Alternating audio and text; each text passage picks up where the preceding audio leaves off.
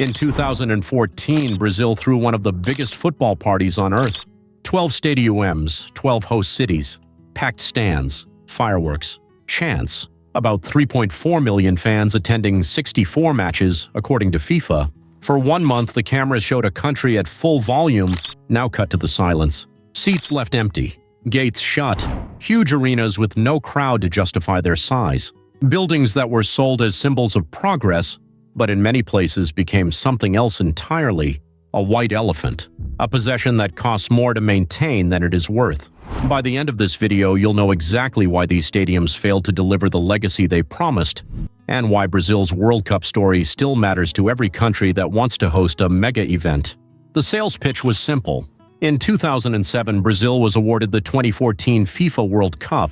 In 2010, the Brazilian government committed to building new stadiums and renovating old ones. The promise was bigger than football. These stadiums were supposed to help modernize the country, boost tourism, and leave behind better infrastructure. On paper, it sounded like a national upgrade. By the time the tournament arrived on June 12, 2014, the scale was hard to ignore. 12 stadiums were used across Brasília, São Paulo, Belo Horizonte, Porto Alegre, Curitiba, Recife, Natal, Fortaleza, Salvador, Rio de Janeiro, Manaus, and Cuiabá. The total investment in World Cup stadiums reached about 8 billion Brazilian reais, or about 2.5 billion United States dollars at the time, according to the Government of Brazil report from 2015. That number is the first warning sign. A World Cup lasts 1 month. Stadiums last decades. If you build big, you need a long future for that building after the final whistle, and that is where the planning started to break down. The basic problem was not hidden. Brazil built or overhauled stadiums with capacities ranging from about 30,000 to more than 70,000. Maracanã in Rio de Janeiro held around 78,000. Big event venues can make sense in cities with strong club football, regular major events, and steady demand. But in some host cities, the demand after the World Cup was never likely to match the size of the stadium. Manaus is the clearest example of the logic problem. Cuiabá is another. Brasília is another. These were not cities with a proven top-tier football draw strong enough to keep giant World Cup arenas full year after year, yet they received massive venues anyway. This is where the phrase white elephant stops sounding dramatic and starts sounding precise. A white elephant is not just something expensive. It is something expensive that keeps charging you after the celebration ends. Power, staff, repairs, cleaning, security, basic upkeep. An empty stadium still costs money every day it exists, and people in Brazil saw this risk before kickoff. In 2013, protests erupted across the country. One protester's complaint summed up the anger in plain language. Why are we spending so much to build new stadiums while basic services are in disarray? That line hit because it was not abstract. It tied public spending on football directly to public frustration over daily life. The mainstream view before the tournament, pushed by FIFA and political backers, was that hosting the World Cup would leave a positive legacy. Sepp Blatter said, "The World Cup will change the face of Brazilian football and leave a legacy for future generations." The counterview was harsher. Critics said the stadiums were absorbing public money that should have gone elsewhere, and that several of these buildings would struggle the moment the tournament ended. Post-World Cup reality gave that criticism real weight. By 2019, reports showed several stadiums struggling to maintain operations. By early 2024, many of the World Cup stadiums were still facing the same basic problems. High maintenance costs, underuse, weak financial sustainability. In some cases, attempts to repurpose them for concerts and cultural events had mixed results. The buildings were still there. The steady demand was not. Let's go to the most famous case. Estádio Nacional Mané Garrincha in Brasília was supposed to be a crown jewel. Instead, it became one of the best-known symbols of overbuilding. The research identifies it as the second most expensive World Cup stadium in history. That fact alone should stop people. Not one of the most expensive in Brazil, one of the most expensive in World Cup history. And what did that buy?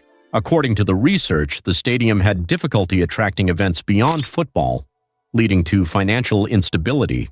It became known for bizarre revenue efforts, including use as a parking lot for city buses and used by local government offices. That is the kind of image no host nation wants attached to a flagship arena. Not roaring crowds, parked buses, Supporters of these projects often say a stadium does not need weekly football to survive. It can host concerts, exhibitions, and civic events. That sounds reasonable, but Brasilia shows the limit of that argument. A venue can be architecturally impressive and still fail as a business model if the local event pipeline is too thin. Then there is Arena da Amazônia in Manaus. This was one of the most visually striking stadiums of the tournament, built in the middle of the rainforest and presented as proof that the World Cup would reach every corner of the country. It also raised eyebrows from the start because of its location and because local demand was limited. The research notes high operational costs and limited local teams and events to fill the seats. After the tournament, the problem became simple and brutal.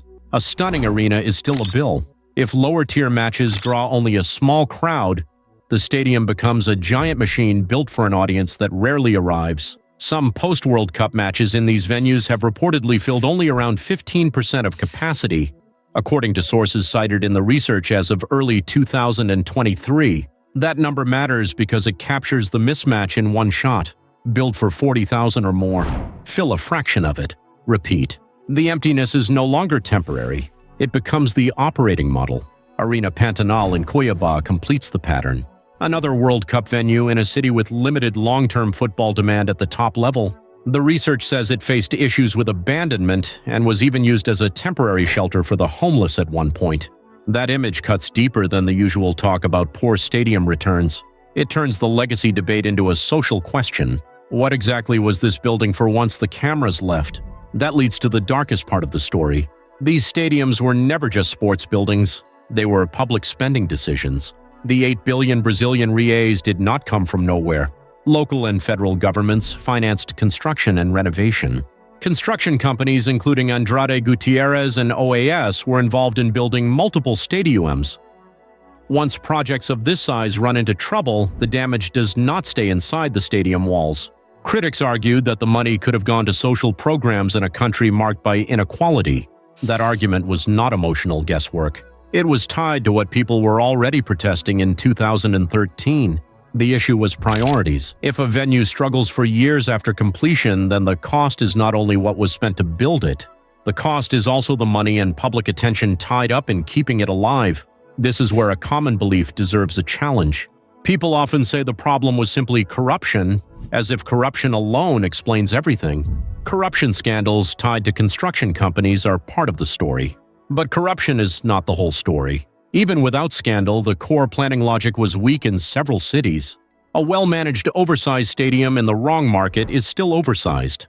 A clean contract cannot create local fan demand that does not exist. The mistake was not just how the buildings were built. It was where some of them were built, how large they were, and what realistic life they were expected to have after July 13, 2014. That is why the Maracanã stands apart in this story. The research describes it as an icon of Brazil's football spirit, fully renovated and linked to the memory of the 1950 final. Even it became an emblem of post-2014 challenges. That contrast matters. If even Brazil's most famous football stadium can become part of a troubled legacy debate, then the issue is larger than one bad venue in one isolated city. Supporters still point to possible long-run benefits in tourism and infrastructure. That is the main defense, and in some places it may hold some truth. The research says these benefits have not materialized universally across all venues. That wording is careful, but the message is blunt. Even if some host cities gained, the gains were uneven. The World Cup did not lift all stadiums into healthy, self-supporting futures. As of early 2024, the debate had shifted from celebration to salvage. Discussions were focused on how to better use these spaces for local communities and sports, improve engagement, and reduce costs. That is a very different conversation from the one heard before kickoff. The promise was legacy. The reality became damage control. And that is Brazil's warning to the world. For 1 month in 2014, these stadiums looked like monuments to football glory. More than a decade later, many of them look like monuments to a familiar mistake. Governments chase prestige. FIFA gets its tournament. Construction companies get contracts. The public gets the bill. When the crowds vanish, what remains is concrete, debt, and the long shadow of a promise that did not hold. Brazil's World Cup stadiums are not just old sports venues. They are a cautionary tale written in steel and empty seats. They show what happens when political ambition outruns local demand, when event planning is judged by opening night instead of the next 20 years, and when national pride is used to sell projects that do not make economic sense after the party ends. Was hosting the 2014 World Cup worth the economic scar it left behind? Let me know your thoughts in the comments.